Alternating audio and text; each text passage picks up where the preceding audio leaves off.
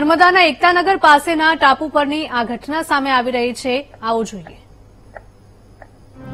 નર્મદાના એકતાનગર પાસેના ટાપુ પરથી 4 લોકોને બચાવી લેવામાં આવ્યા હતા.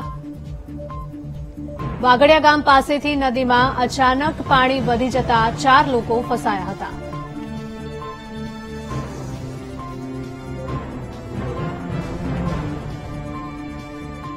ચાર શ્રમિકો ચેતવણીને અવગણીને ટાપુ પર ગયા હોવાની માહિતી મળી રહી છે. અચાનક પાણી વધી જતા ટાપુ પર ફસાયા હોવાની વિગતો સામે આવી છે. નર્મદાના એકતાનગર પાસેના ટાપુ પરથી 4 લોકોને હેમખેમ બચાવી લેવાયા છે.